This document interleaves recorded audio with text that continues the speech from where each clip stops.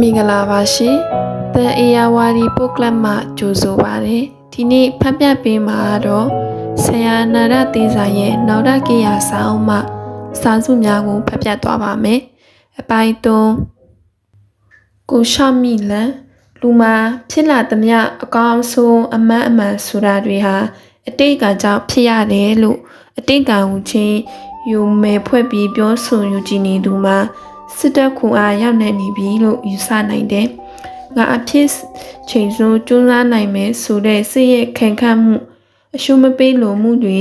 အဲ့ဒီလိုလူမျိုးမှာရှိလိမ့်မယ်လို့မမျှော်လင့်နိုင်တော့ဘူး။နေ့စဉ်ဘဝမှာလူတွေဟာရွေးချယ်မှုတွေကိုလုပ်နေကြတာပဲ။ဒီအလုပ်ကိုငါလုပ်မယ်လို့ရွေးတယ်။ဒီလမ်းကိုငါရှောက်မယ်လို့ရွေးတယ်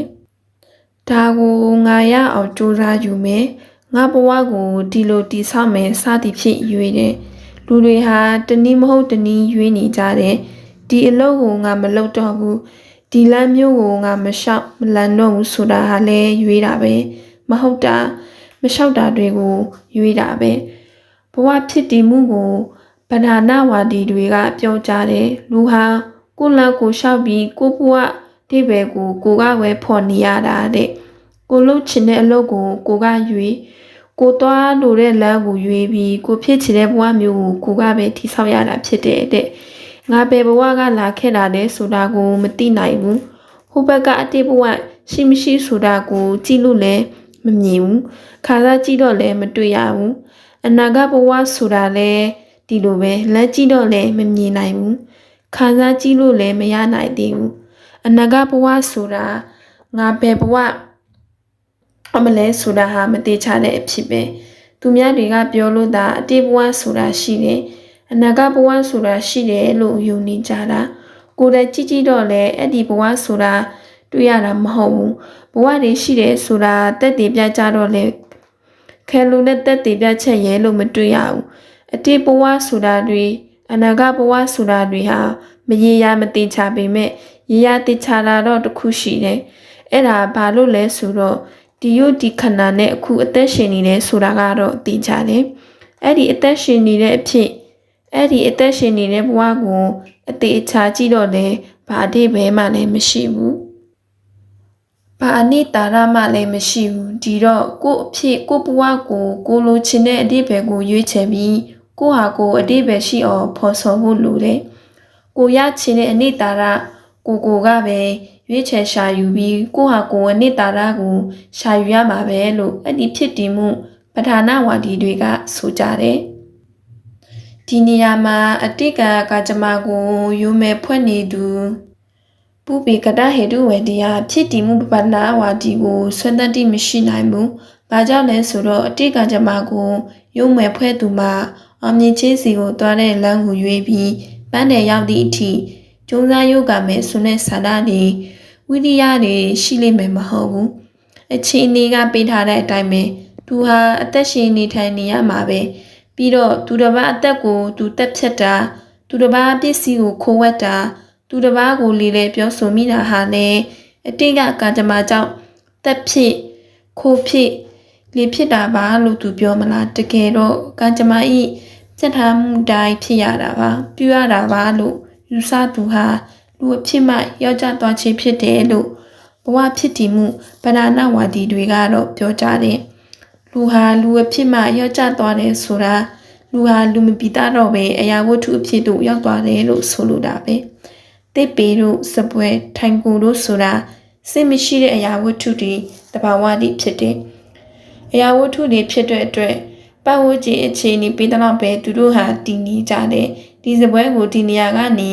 ဟိုနေရာရွှေ့လို့ရတယ်ရွှေ့ပြီးထားတဲ့နေရာမှာအဲ့ဒီစပွဲဟာတည်နေရတယ်ဒီလိုတည်နေမှုသဘောဟာစိတ်မရှိတဲ့အရာဝတ္ထုတွေရဲ့တည်နေရမှုကိုယဉ်ညိုနေလူကတော့သိစိတ်ရှိတယ်ဒါကြောင့်လူဟာစိတ်မဲ့အရာဝတ္ထုမဟုတ်ဘူးဒါကြောင့်အရာဝတ္ထုလိုဒီနေရာကနေဟိုနေရာကိုအရွှေ့ခံရတဲ့နေရာမှာပဲဖြစ်တည်နေဆိုတာမျိုးလူကတော့မဖြစ်ဘူးသူ့စိတ်ကူးသူ့ရွေးချယ်မှုနဲ့သူနေချင်တယ်လို့ပြောင်းနေမှာပဲဒီလိုသူ့စိတ်ကူးနဲ့သူ့ရွေးချယ်မှုနဲ့သူမတည်နေဘူးဆိုရင်အဲ့ဒီလူဟာလူနဲ့မတူတော့ပဲအရာဝတ္ထုလိုဖြစ်သွားမယ် အရာဝတ္ထုဖြစ်သို့ရောက်ကြသွားမယ်လို့ဆိုလိုတာပဲဒီတော့လူဟာလူအဖြစ်မှမရောက်ကြပဲလူအဖြစ်နဲ့ပဲလူပိသားစွာဖြစ်တည်နေသူဖြစ်တယ်ဆိုရင်မတက်ဖို့ရှောင်ခြင်းမခိုးဖို့ရှောင်ခြင်းမလီဖို့ရှောင်ခြင်းတို့ကိုရွေးချယ်ပြီးတကယ်ရှောင်နေသူဖြစ်အောင်ကြိုးစားလှုပ်ဆောင်ရတာပါပဲဒီလိုကြိုးစားပြတ်မှုလှုပ်ဆောင်နေသူဟာလူအဖြစ်မှမရောက်ကြဘူးဆိုခဲ့တဲ့ပုဗ္ဗေကတဟေတုဝတိအတိတ်ကဇမကိုရွတ်ဖွဲ့မဲ့သူလို့အတိတ်ကဇမကြောင့်သိရပါတယ်ခိုးရပါတယ်လီရပါတယ်ဆိုရင်တော့အဲ့ဒီလူဟာလူအဖြစ်မှအရာဝတ္ထုအဖြစ်သို့ရောက်ကြသူဖြစ်သွားပြီလို့ဆိုရလိမ့်မယ်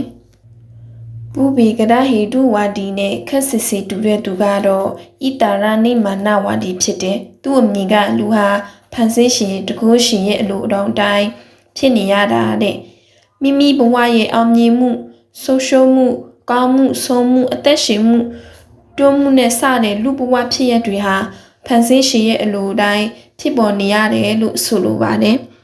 ဒီလိုဖန်ဆင်းရှင်ရဲ့အလိုတိုင်းဖြစ်ရတယ်လို့ယုံကြည်တာဟာလေဘဝဖြစ်တည်မှုပဓာနဝါဒီတွေရဲ့အမည်အရာကတော့ဒီနေရာမှာဖျားမဲ့ဘဝဖြစ်တည်မှုပဓာနဝါဒီတွေရဲ့အမည်ကိုပဓာနအဖြစ်ဆိုလိုပါတယ်လူအဖြစ်ကယောက်ျားသွားသူရဲ့အမည်ပဲဖြစ်တဲ့စင်မဲ့ဖြစ်တဲ့တစ်ပေတို့စပွဲကလိုက်ထိုင်တို့ဟာပဝတ်ကြီးကပြုတ်သမျှပြတ်ထန်သမျှအတိုင်းဖြစ်တည်နေကြရတယ်သူတို့မှာရွေးချယ်စရာမရှိဘူးပြတ်ထားခံရတဲ့အတိုင်းဓမ္မမို့ပြတ်ထားသူရဲ့အလိုတိုင်းလုပ်နေရတယ်ဖြစ်နေရတယ်ဒီနေရာမှာယူဆစရာရှိတာပြတ်ထန်သူရဲ့အလိုတိုင်းလုပ်နေရတာဖြစ်တဲ့ဆိုရင်လုပ်တဲ့သူမှာဘာတာဝန်မှမရှိဘူးဖြစ်နေတယ်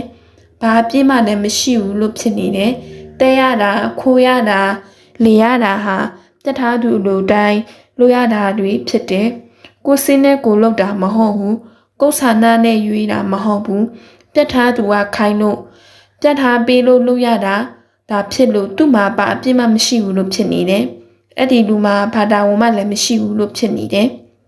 တကယ်တော့အဲ့ဒီလူမှာတာဝန်ရှိပါတယ်